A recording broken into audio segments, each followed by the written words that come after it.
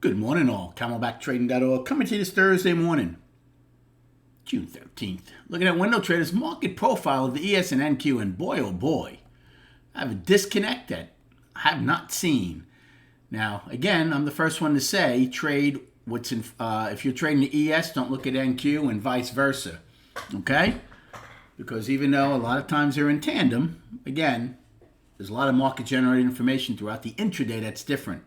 Well, right now, pre-market is a tremendous disconnect, as ES has a 15-wide overnight POC and basically been trading between value low and value high. NQ, quite different. They have a new all-time overnight high at 672, and right now they're trading above yesterday's high by about 32 points as they look to possibly gap higher. Big disconnect. Righty, on the other hand, look at this. Possibly looking to gap lower. Remember, Righty had a trend day down yesterday. They did take it back. They did hold yesterday's gap, but again, we'll see if they're going to hold that.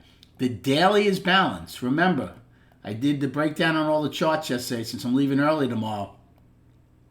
So your balance high is basically this day, and balance low would be Tuesday. So, again, very nice attempt yesterday, but it was still just balance. And for now, it looks like they're certainly staying in balance. ES and NQ, quite different. We are up on all time frames. All cylinders hitting, running very smoothly. And now, again, this morning, NQ trying to get a bigger push. So game plans are definitely a little different here. Now, we do have PPI coming out at 8:30, and you do have a 30-year bond auction at 1. Now, obviously, PPI should not be a big factor considering what CPI was yesterday. But you know the ALGOs will still have their little freak out. For ES purposes, again, for now, front running overnight short, high with a short, overnight low with a long. Okay? Bulls want to defend yesterday's low quite simply because if you take it out, you'd be back to balance. Now, it's still a sizable gap. So remember, the Bulls have that gap, and then they have all this from Tuesday. So there's a lot there to lean on, at least initially.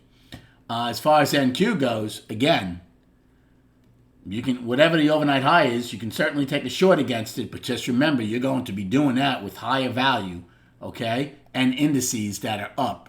Right now, NQ's up 0.75%. We're up a quarter. Righty's down a quarter. So big differences here. And on the flip side, if it comes in and fills the gap, look, if we get the overnight high, again, it's not a bad risk reward along against the gap, and then you can take it off if not only do you fill the gap, but you take out the overnight low. Looked like we had some short-term excess at the all-time high in NQ. It lasted for one time frame, M, as we're up here once again. And then chart-wise,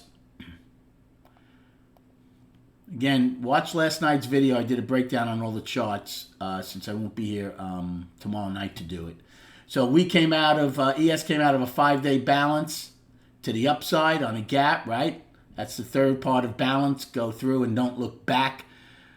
Again, volume 63 million. Definitely better than what we've been doing, but it was still under average. And again, you want to see, when I talk about volume, whether it's up or down, you want to see a minimum of 120, 125 million, especially to the upside, to get some push behind this. We're not even getting anywhere near that. Thank you for liking and subscribing to this channel. Good luck trading today, and we'll recap at 4 p.m.